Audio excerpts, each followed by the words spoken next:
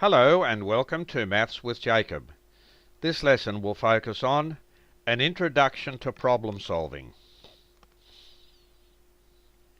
The learning journey in mathematics involves the understanding of the many basic concepts on offer. The ultimate aim of understanding the multitude of various concepts in mathematics is to help us to become good problem solvers. Solving problems is a higher order skill, and this skill requires us to apply previous learning to the solution of creative problems. Where do we start? As mentioned above, the starting point involves the understanding of the many concepts on offer. After that, we need to engage with the problem at hand.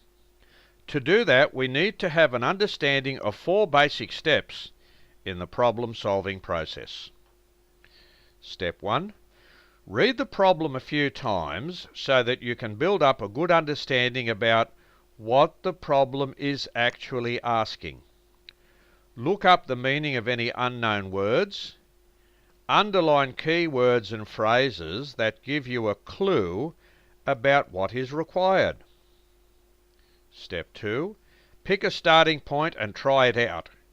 If that doesn't work, try another one. Step 3. Work out if you should begin with one of the four main operations. Step 4. Write down the possible answer and try it out to see if it actually works. Some specific strategies. The following are specific strategies which may be helpful, depending on the nature of the problem. Guess an answer and see if it works. This is a useful strategy if the information given allows you to use this method. Once you have read the question carefully, make an educated guess based on the critical information supplied. Test the answer to see if it works. Create a list. If the information given allows you to write down some possible answers, then write down these answers systematically. You will end up with a list of possible solutions. Draw a table. This is a useful strategy because it can sometimes reveal relevant patterns which could lead you to the correct answer. You can then work systematically through the table using any patterns that are obvious. Use concrete materials. Sometimes it is very useful to use some type of objects to set out the problem. This offers a useful advantage because it allows you to visualize what it is you are trying to solve.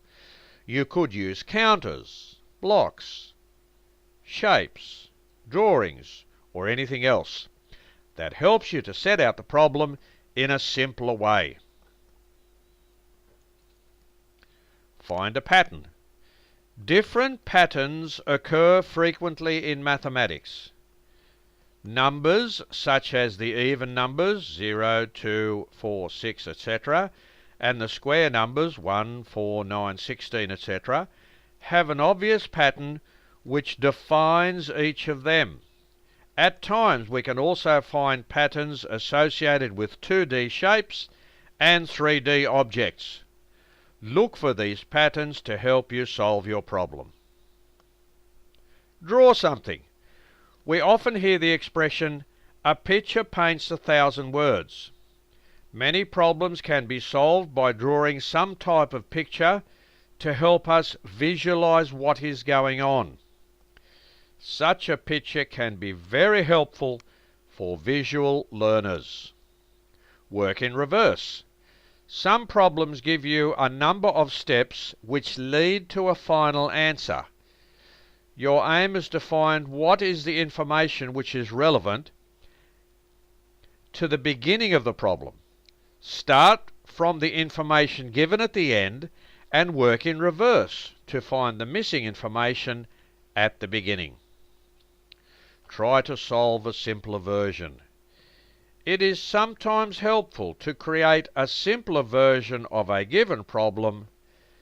This may help you to work out the steps needed to solve the more difficult problem. So I hope that's helpful, and in videos that are coming up, we'll see how to apply all these different possible ways of solving problems.